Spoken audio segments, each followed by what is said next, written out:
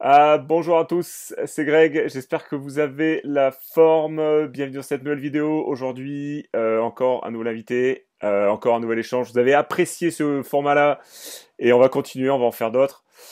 Donc si c'est pas encore fait, ben, abonnez-vous, cliquez sur la petite cloche, allez voir dans la description, il y a des liens qui peuvent vous intéresser autour de l'immobilier.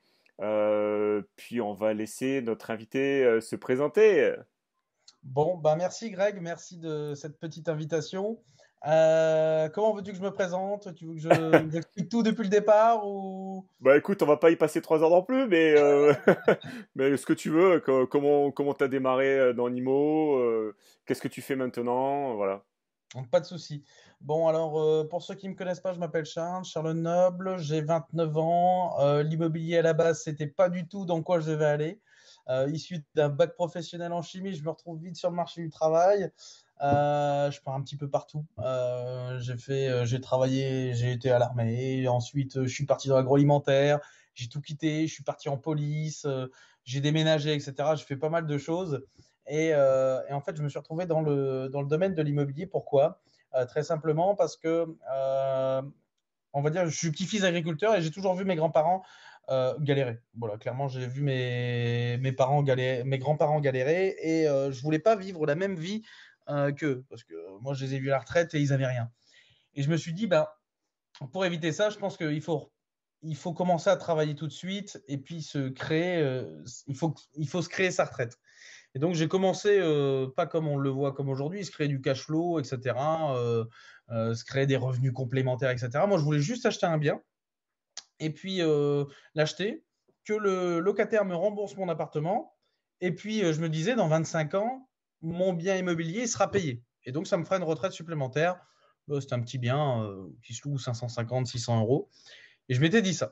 Bon, après, quand on s'y connaît vraiment, tu le sais, Greg, ça marche pas vraiment comme ça. Tu le gardes pas 25 ans, tu le revends entre deux, etc. Mais bon, on apprend par la suite. Mais à la base, je décide d'investir dans l'immobilier parce que je n'ai pas de résidence principale et parce que je souhaite me constituer un patrimoine pour plus tard. J'achète mon premier bien immobilier, je mets mon premier locataire, il rembourse mon crédit, même plus que mon crédit. Et là, je fais putain, c'est incroyable, il faut que je recommence. Ça Et marche. donc, j'en achète un premier, et puis j'en achète un deuxième, un troisième, etc. En fait, je commence à comprendre comment fonctionne le système bancaire, qu'elles peuvent prêter tant qu'on fait des bonnes opérations. C'était plus facile avant que maintenant. Ça reste toujours possible, plus compliqué, mais ça reste toujours possible. Et bah, en fait, je décide d'acheter. Tant que les banques me disaient oui, j'achetais. Et ça, avec très peu d'argent en poche. Mon premier appartement, j'ai mis les frais de notaire. Tout le reste, j'avais 2000 euros sur mon compte en banque. Et j'ai été acheter des biens immobiliers à 110%. Pas, avec travaux, machin, etc. J'ai fait un petit peu de tout. Je suis parti sur la location longue durée, courte durée, colocation, location commerciale, forestière. J'ai investi aussi à l'étranger. Et bah, à un moment, ça faisait plusieurs années que j'avais commencé à investir. Et puis, bah, on se retrouve bloqué. On va pas se mentir, tu le sais autant bien que moi, c'est qu'à un moment, tu vas pas pouvoir, avec un salaire à 1400, 1500 euros par mois, tu vas pas pouvoir non plus aller lever 1,5 million, 2 millions d'euros tout seul. Donc à un moment, je commence à m'intéresser sur le marchand de biens et je décide de me lancer sur tout ça. Et aujourd'hui, je suis marchand de biens, je travaille sur toute la région, principalement, on va dire, Hauts-de-France, donc de Paris jusque dans le nord, la Côte d'Opale. Après, je peux intervenir sur toute la France et les DOM. Et puis voilà, aujourd'hui, ça se passe bien. Et puis aujourd'hui, l'immobilier, c'est mon activité principale. Et puis, je vis ma passion tous les jours. D'accord, donc là J'espère que j'ai fait un bref résumé. J'ai beaucoup de choses à raconter, mais j'ai fait vraiment un gros résumé. non mais c'est top. Après je vais venir te poser quelques questions quand même parce que c'est super intéressant. Donc t'as commencé par l'IMO. C'était Oui. les belles années de l'immobilier. Bon, je suis arrivé un peu dans ces années-là. Je suis arrivé un peu sur la fin. Là, on peut encore faire du 110%. Moi aussi, je l'ai fait. Acheter des immeubles à 110%, faire des Mmh. travaux, mettre le locataire en place. Je l'ai fait aussi. Au bout d'un moment, ça s'est arrêté parce que le HCSF a pointé le bout de son nez et nous a dit là, les mecs, vous êtes bien mignons, mais c'est plus possible. Donc bon, c'est comme tu le dis, c'est compliqué, mais ça reste toujours Alors, je mets faisable. une petite parenthèse, mais encore ma banquière que j'ai vue il y a 2 semaines, elle me disait que le 110%, c'était encore possible. Ah, intéressant. Il y a encore Mais quelques. même s'il y a beaucoup de monde qui dit c'est pas possible, généralement les personnes qui disent c'est pas possible, c'est les personnes qui vont pas voir les banques en ce moment. Parce que quand on cherche, on trouve. Intéressant, super intéressant.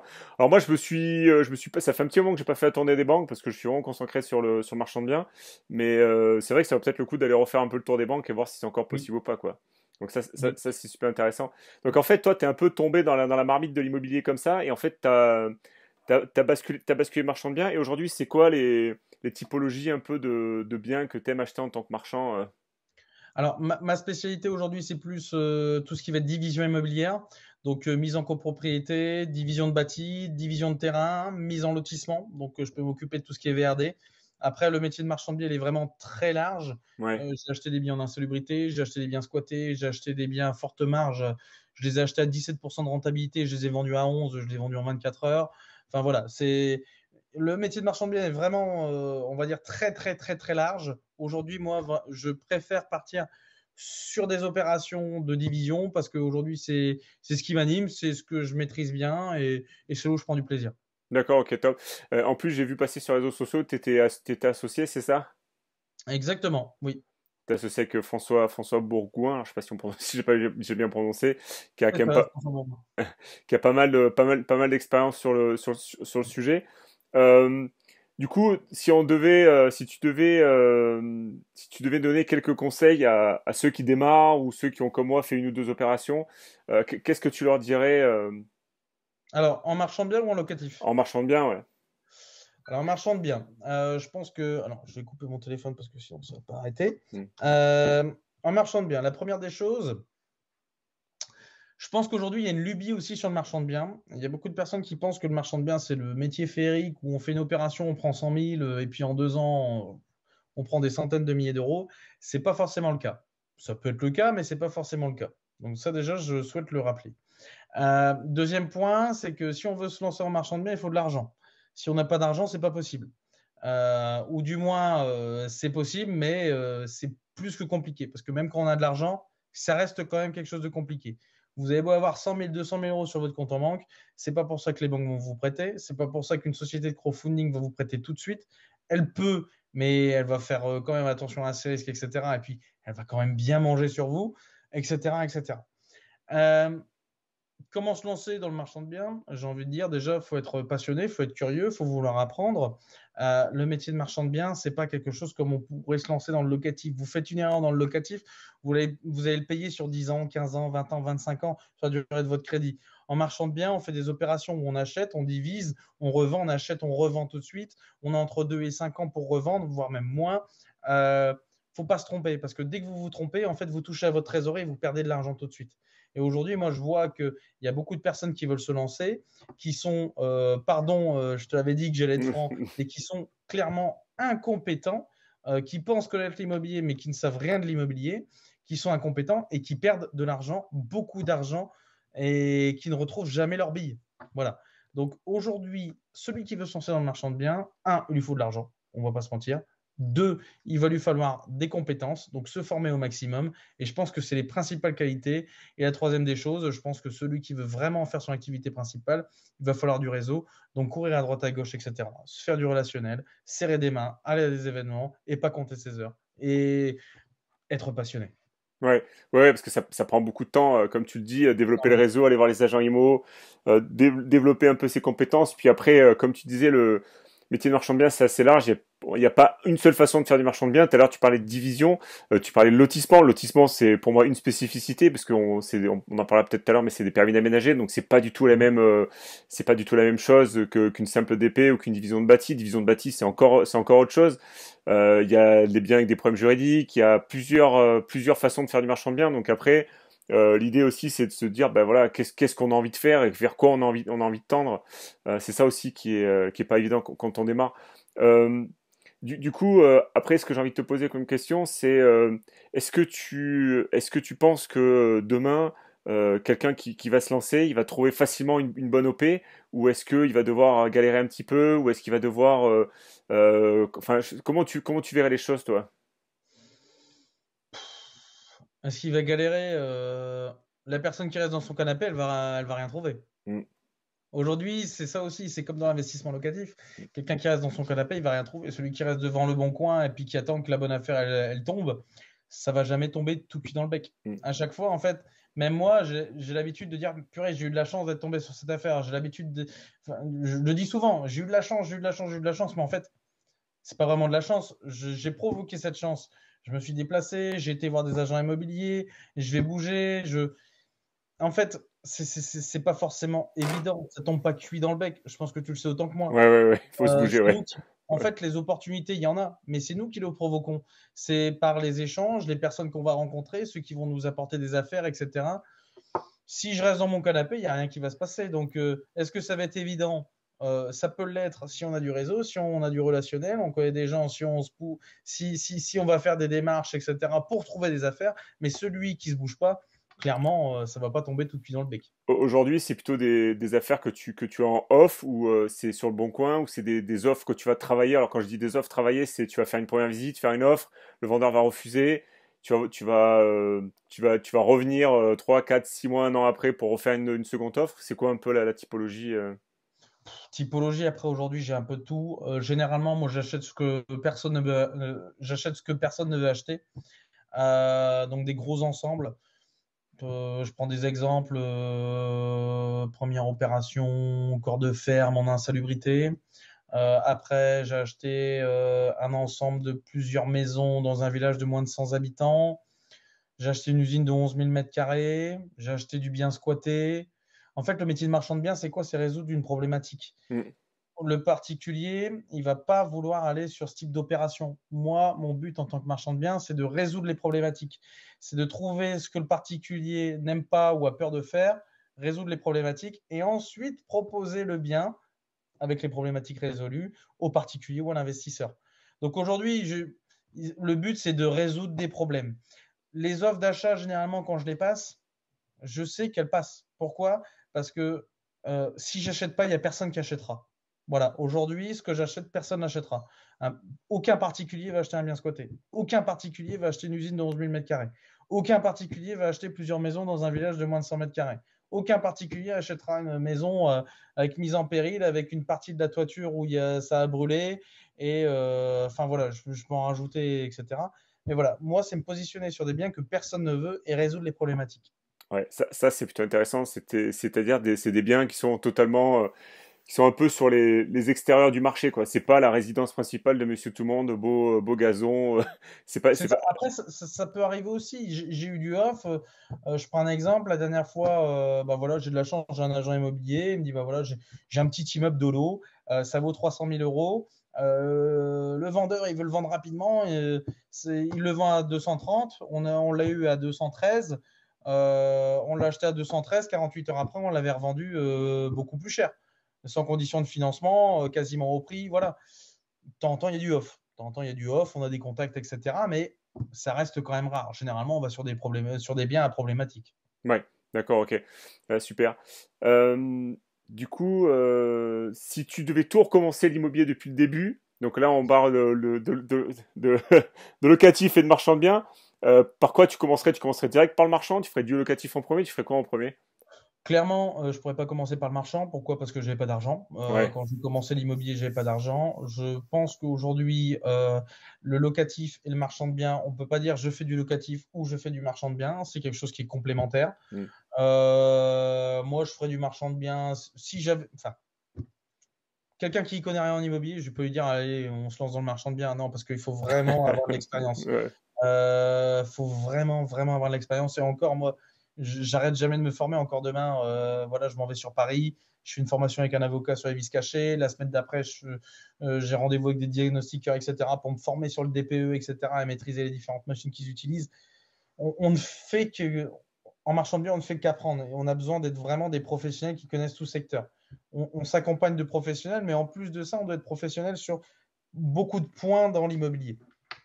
Moi, je pense que si je devais recommencer, euh, je, je pense que j'ai eu le bon parcours. Après, est-ce qu'il y a une bonne méthode ou une mauvaise méthode? Je pense pas. Mais commencer par du locatif, se faire la main, connaître un petit peu le domaine bancaire, les notaires, comment ça marche, la négociation, découvrir un petit peu le monde du bâtiment. Euh, Quelqu'un qui va se lancer comme ça dans le marchand de biens et qui connaît rien, qui va acheter un appartement, il va devoir gérer tout ce qui est copropriété, les notaires, les banques, les AG, les choses comme ça, etc. pour quelqu'un qui commence, c'est trop compliqué. Je dis pas que c'est impossible. C'est très compliqué. Déjà, quelqu'un qui se lance en marchand de main sur sa première opération, il verra les problématiques qu'il y a, même s'il a déjà fait du locatif, etc. Alors, j'imagine même pas quelqu'un qui se lance comme ça et qui a zéro compétence. Ouais, c'est clairement casse-gueule le marchand de biens. Moi, c'est vrai que si demain je devais tout recommencer, je suis pas sûr que je commencerais par le marchand de biens parce que c'est vraiment, faut vraiment s'accrocher. Hein, qu'il y a, des fois, il y a de sérieuses secousses, comme tu le dis, ça peut vite déraper. C'est ouais, c'est quand même pas pareil. Là, toi, tu parles de commencer par du locatif. Moi, j'ai plutôt envie de dire, commencer directement par faire une ERP, faites des travaux, revendez-la. Enfin, déjà, on peut commencer comme ça, tu vois, sans forcément. On va pas le dire parce que ça c'est de l'abus de droit. Oui, non, mais si t'en Acheter fais, une ERP, la revendre, etc. ouais, et pas payer mais d'impôts sur la ERP, c'est de l'abus de droit. non, mais tu peux en faire une. C'est sûr que déjà commencer par ce que tu dis, commencer par mettre le nez sur un premier appartement, faire les travaux, aller chez le notaire, aller à la banque. Déjà, on met le nez dans un compromis, on met le nez dans les travaux. Déjà, ça commence déjà à être pas mal, quoi. Sans Bah, forcément. quand on achète un bien, enfin, tu le vois autant que moi, et encore, Ouais, ça dépend les biens que tu achètes, ouais, mais tu peux te retrouver avec facile 400 pages, hein, 400 pages à lire. ouais. Donc, tu commences en marchand de biens, tu te dis, vas-y, c'est parti, et puis tu te retrouves avec 400 pages et puis tu connais rien. Tu tombes sur un notaire incompétent, un agent immobilier incompétent, mais ça peut être la descente aux enfers. Hein. Moi, j'ai rencontré beaucoup de personnes qui se sont lancées dans l'activité de marchand de biens et qui ont perdu de l'argent. Et quand je dis de l'argent, il y en a qui ont perdu un petit peu d'argent, il y en a qui ont tout perdu. Parce qu'aujourd'hui, l'activité de marchand de biens, c'est quoi? Comme je disais, c'est résoudre des problématiques. Mais la personne qui se dit, je vais résoudre une problématique et qui ne la gère pas bien, c'est le nouveau propriétaire de cette problématique. Mm. Et donc, s'il achète un bien qui est à la vente depuis 5 ans et qui n'a pas trouvé preneur depuis 5 ans parce qu'il y a une grosse merde à gérer et que la merde qu'il pensait gérer, ben, au final, il n'arrive pas à la gérer, c'est lui le nouveau propriétaire de la merde. Et peut-être que ce bien-là, il va le garder pendant 4 ans, 5 ans, 10 ans. Et puis, ben, quand on est professionnel, qu'on agit en SAS, on a une obligation de revente à 5 ans, voire 2 sous certaines conditions. Donc, c'est pour ça qu'il faut vraiment bien maîtriser les aspects techniques de l'immobilier. Intéressant. Dis-moi, c'est quoi les pires trucs que tu as entendus sur l'immobilier, les pires conseils que tu as entendus sur l'immobilier? Est-ce qu'il y a des choses un peu qui t'ont un peu choqué ou révolté? Les pires choses dans l'immobilier, ben, j'ai envie de dire qu'il ne faut pas avoir d'argent pour investir dans l'immobilier. Ça, c'est la première des choses. Oui, c'est vrai, on peut investir dans l'immobilier sans argent, mais il faut quand même en avoir. Il suffit d'un petit problème, une petite merde, pour que ben, ça parte en gros bordel. L'immobilier, je ne sais pas, demain, il y a un cumulus qui pète, deux, trois, on a acheté plusieurs biens, on n'a pas de liquidité, bah, faut bien les payer. Il y a toujours des travaux, il y a toujours des problèmes. Ça m'est déjà arrivé d'avoir des loyers impayés, des personnes qui ne payent pas, des squatteurs, etc. Donc, il faut quand même avoir de la trésorerie de côté parce que c'est quand même se sécuriser. Après, des conneries, j'en ai entendu plein. Là, j'en ai pas comme ça, mais je pense que la première des choses, c'est avoir un minimum de trésorerie. Ensuite, après, se former, ça c'est très important. Et là, il y en a pas qui me viennent, mais j'en aurai peut-être à l'avenir dans notre petite conférence. Là, j'en aurai peut-être qui viendront et Ça va, j'hésiterai pas à les donner. ça marche. Et ils vont y en avoir, hein, ça, il n'y a pas de problème. Il y a un truc que tu évoques pas trop aussi, c'est la gestion des émotions. Enfin là, on peut développer un peu là-dessus. C'est que là, tu parles de, voilà, de travaux, de problèmes d'argent, d'opérations qui peuvent vite déraper. Mais de point de vue stress, gestion des émotions, au niveau enfin, dose de courage, parce que je pense que les biens que tu disais tout à l'heure, je pense qu'il faut quand même être un peu courageux pour aller sur ce type de projet. Mais c'est surtout sur la gestion des émotions quand ça se passe mal ou quand ça se passe bien, parce que ça peut vite être de un jour sur l'autre. Un jour tout va bien, t'as vendu tel et tel lot, le lendemain on t'appelle pour t'annoncer X ou Y mauvaise nouvelle. Tu vois, niveau ascenseur émotionnel, ça peut être assez costaud, quoi. Oui, exactement. C'est vrai que bah, c'est toujours c'est des hauts, c'est des bas, on va vendre, la personne n'a pas son crédit, donc on garde le bien, on va devoir le revendre, etc. Il y a une gestion d'émotion qui est très forte. Après, on est chef d'entreprise. Hein, quand on fait du marchand de biens, on gère une entreprise. On n'agit pas en SCI ou LMNP, enfin tout ce que vous voulez. On a vraiment une société. Donc on a des bilans, etc. On agit en tant que professionnel, donc effectivement, oui, il y a de l'émotion. Et puis là, on parle sur des grosses sommes, donc il faut gérer ses émotions. Voilà. Après, ça s'apprend. Il y a des choses qui sont, il y a des personnes qui sont pas faites pour ça. Il y a des personnes qui ne sont pas faites pour être marchands de biens. Il y a des personnes qui ne sont pas faites pour être entrepreneurs. Pourquoi? Parce qu'elles ne savent pas gérer leurs émotions, qui sont trop stressées et ça va bouffer leur vie. Et il y en a qui ne sont pas faites pour ça. Intéressant.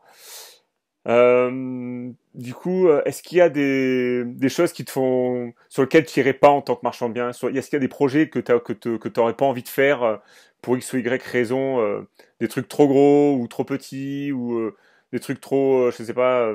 Est-ce que tu as des exemples un peu en tête ou est-ce que Moi, généralement, je peux, entre guillemets, je peux aller sur tout. Moi, ce que je veux, c'est aujourd'hui, moi, je fais pas de travaux de seconde œuvre, déjà, parce qu'on est responsable des travaux. T'entends utiliser des dommages ouvrages, donc moi, je fais pas ça. Euh, Partir sur des projets trop gros. Alors, ce qui peut paraître fou, mais les personnes vont plutôt, quand ils vont commencer le marchand de biens, ils vont chercher des petits projets. Ils ont raison, hein. Au début, il vaut mieux chercher des petits projets que des gros. Parce qu'un petit projet, si on se pointe sur un petit projet, ça coûte moins cher qu'un gros. logique? Mais aujourd'hui, à la limite, les projets où je vais pas, c'est les petits projets. Pourquoi? Parce que ça me demande autant de temps un gros projet. Aujourd'hui, on me propose un bien à 2, 4, 5 millions d'euros, avec plaisir. Ça va me coûter autant de temps qu'un bien à 60 000 euros. Par contre, je vais gagner plus. Et ça, c'est plus intéressant. Aujourd'hui, les biens où je ne vais pas me positionner, ça va être quoi?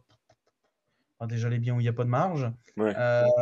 Les biens où il n'y a pas de marge et quand j'ai aucune sécurité derrière. Voilà. C'est-à-dire, j'espère que ça va passer. Non. Quand j'achète, je sais que c'est bon. Je sais que mes prix de revente sont bons. Je sais qu'il n'y a pas de problème au niveau de l'urbanisme, etc. Tout est vérifié. Je fais des certificats d'urbanisme. Je vois avec les mairies. Tout est déjà carré. Et quand j'achète peut-être sans condition de financement, mais j'achète toujours avec des conditions au niveau urbanisme pour pouvoir me sécuriser au maximum. Ouais, d'accord, ok, tu essaies de bien border ton opération Toujours. avant de te lancer. Quelle marge tu vises en moyenne là, en tant que marchand? Tu vises des marges nettes et des marges brutes Alors moi, c'est marge nette. Marge nette, c'est minimum 25%, surtout hmm, dans le contexte actuel dans lequel on est. hmm. Pourquoi? Parce qu'aujourd'hui, viser en dessous, c'est un petit peu, je vais dire, ça va être compliqué. Alors, on peut aller en dessous. De temps en temps, il y a peut-être des secteurs où on sait qu'on achète, on a déjà le client, ça va partir tout de suite. Moi, ça ne me dérange pas de prendre une marge à 15% si je sais que je m'en occupe pas, la personne elle rachète sans condition de financement, etc. Mais aujourd'hui, on est dans un contexte qui est quand même compliqué, donc il faut avoir des marges assez élevées parce que on est quand même dans un petit retournement de marché. Ça serait quand même de la folie de dire qu'on n'est pas en crise immobilière. Euh, on est en début de crise ou pendant la crise, voilà, je ne sais pas, mais en tout cas, il y a une crise, hein, on peut pas dire l'inverse. Donc, il faut on marge. Il faut qu'on marge. Pourquoi? Parce qu'on doit se sécuriser. Moi, si je fonctionne à 25, en prenant les aléas, etc., il suffit qu'on me négocie 10, 15, 20 000 euros par bien, bah, ma marge, elle peut tomber à 15 sans problème, en fait. Ouais, Donc, c'est pour ça qu'il faut marcher à marge élevée. Parce que si on marche à marge très faible, bah, en fait, avec toutes les négos qu'on va avoir sur nos biens, bah, à la fin, il n'y a quasiment plus rien à gagner. Et puis, ça va être du temps considérable à mettre sur l'opération. d'accord. Donc ouais, c'est Eric Weiss, il dit c'est pour avoir un peu de mou dans la corde. C'est-à-dire que si jamais, comme tu dis, t'as plusieurs lots et qu'on se fait à chaque fois un petit peu négocier, ben forcément à la fin, la marge elle se casse un petit peu la gueule. Exactement. Euh, du coup, on peut parler un peu de l'état actuel, un peu du marché. Tu parlais un peu de crise. Moi, je pense aussi on est sur un cycle un peu baissier là. Je pense qu'il va durer plusieurs années. Combien, on ne sait pas. Toi, tu vois les choses vraiment baissier ou tu vois que ça va vraiment que sur certains secteurs, notamment, je pense les secteurs ruraux je pense qu'ils vont plutôt trinquer. Nous, dans les métropoles, moi, je suis autour de Bordeaux. Ben ça a du mal un peu à Bordeaux Centre baisse un petit peu. Enfin, on sent qu'il y a une légère baisse, mais c'est pas non plus, c'est pas ce qu'on nous annonce non plus. Donc, c'est quoi toi un peu ton avis là-dessus? Moi, ce que je vois, c'est qu'aujourd'hui, en fait, il y a une offre. Enfin, on pourrait parler de ça pendant une heure, hein. Mm. Et aujourd'hui, il y a une offre, il y a une demande. Euh, les constructeurs, les promoteurs ne construisent plus. Sauf qu'il manque 600 000 logements en France. Il y a de plus en plus de demandes de ce fait-là, vu que les promoteurs, aujourd'hui, il y a 40% des promoteurs qui ont posé le bilan. Donc, il y aura de plus en plus de demandes, mais de moins en moins d'offres. On a cette inflation qui fait que les taux augmentent. Donc, les personnes, bah, elles ont moins de pouvoir d'achat, donc elles ont envie d'acheter les biens moins chers.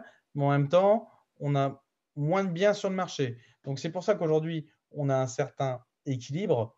L'inflation devrait faire augmenter les biens vers le haut, mais l'inflation fait augmenter les taux qui devraient ramener les biens vers le bas. Aujourd'hui, on voit qu'on a une légère stabilisation du marché. On a une stabilisation du marché, mais en même temps, aujourd'hui, en fait, avec tous les journaux, tout ce qu'on entend à la télé, etc., ça fait peur aux particuliers, ça fait peur aux investisseurs. Les banques reçoivent environ 50% de demandes de crédit en moins. Ce n'est pas elles qui veulent plus donner de crédit. On entend à la télé, les banques, voilà, il y a 50% de crédit en moins accordé par exemple en janvier ou en février, mars. C'est pas qu'elles veulent pas forcément. Oui, il y a plus de refus, mais c'est parce que les gens ne vont pas voir les banques à cause de tout ce qui est journaux, etc. Donc, euh, c'est vraiment un. Aujourd'hui, on est sur un marché qui est plutôt au brouillon où ça part un petit peu dans tous les sens. Je pense que le marché, aujourd'hui, le marché est ce qu'il est. Normalement, on est sur le bon prix de marché. Ça va peut-être baisser encore un petit peu parce que les propriétaires, bah voilà, ils sont pas prêts à entendre des offres un peu plus basses. Mais aujourd'hui, tous les biens qui sont au prix ou un tout petit peu en dessous du prix, ils sont vendus. Voilà. Donc, si ça se vend, c'est que c'est le prix du marché. Voilà. Donc, moi, je m'en fais pas. Je sais que ça va baisser un petit peu, mais ça va pas être énorme. Voilà. Moi, après, c'est mon ressenti. Je suis pas un expert en économie, etc. Je peux pas, c'est pas moi ce que je dis, c'est pas une science.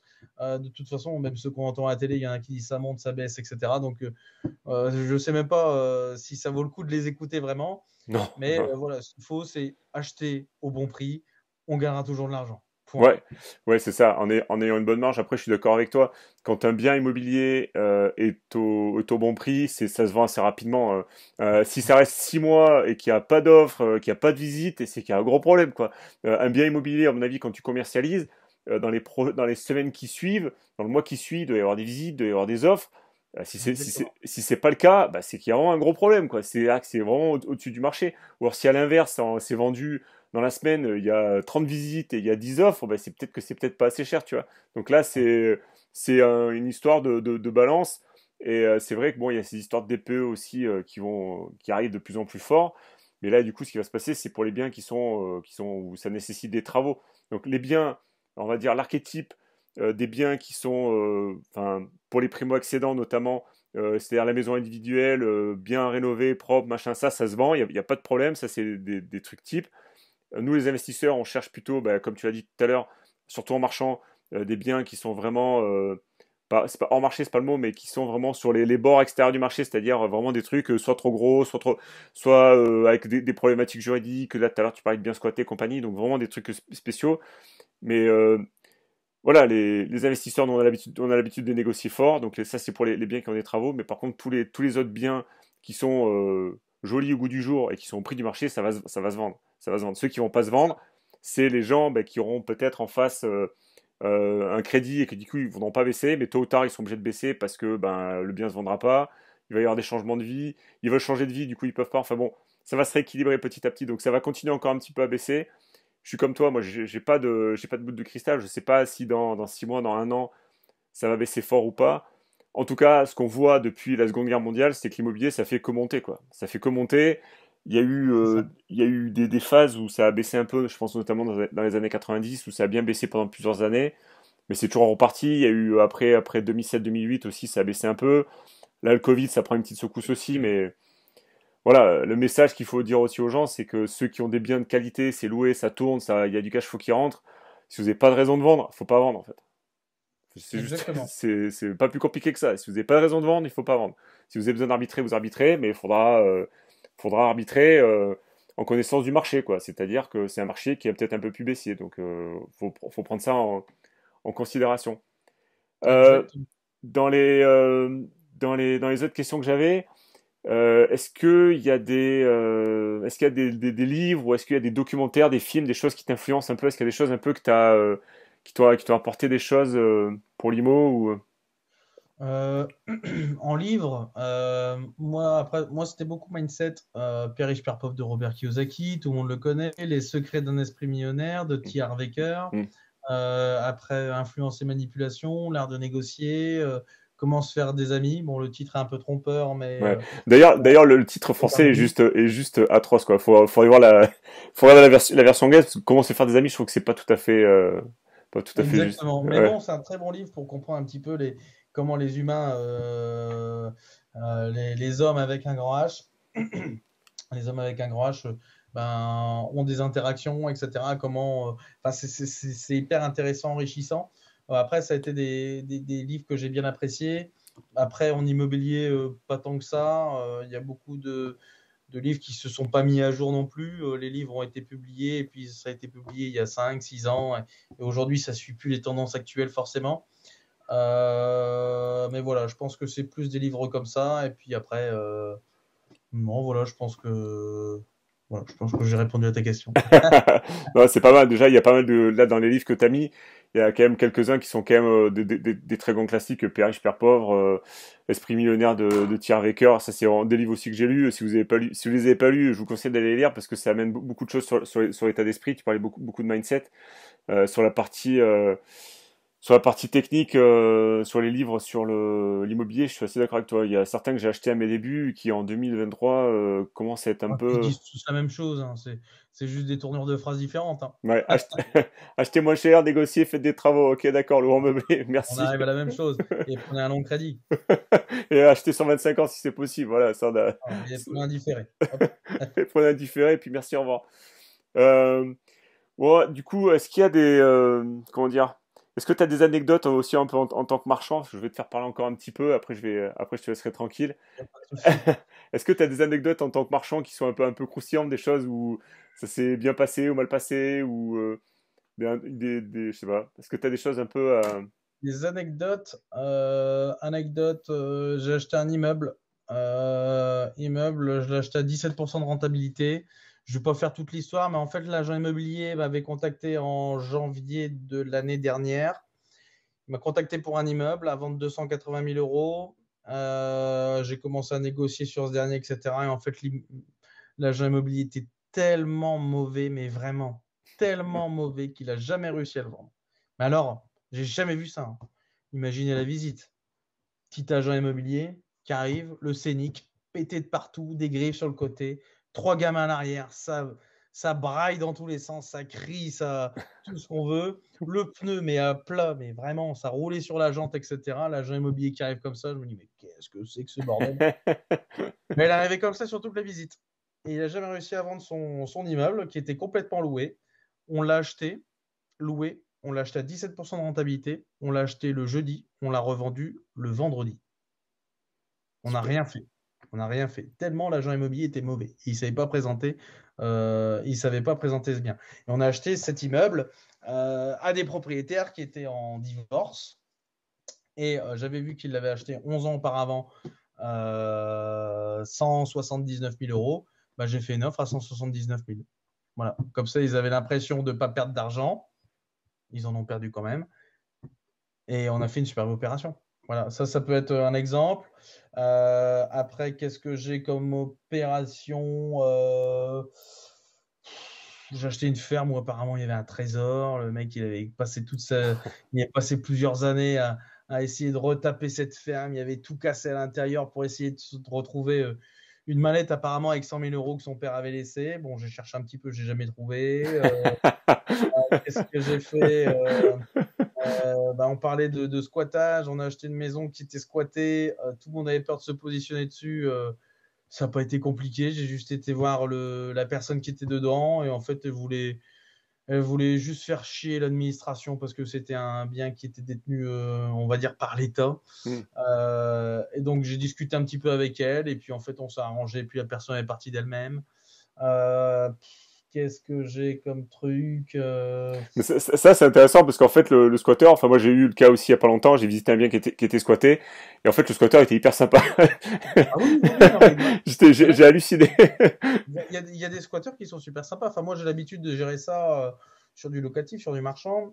Généralement, les personnes sont super sympas. Enfin, je ne veux pas dire super sympa non plus. Ouais, On peut parler avec eux, en fait. On ouais, peut parler sans problématique.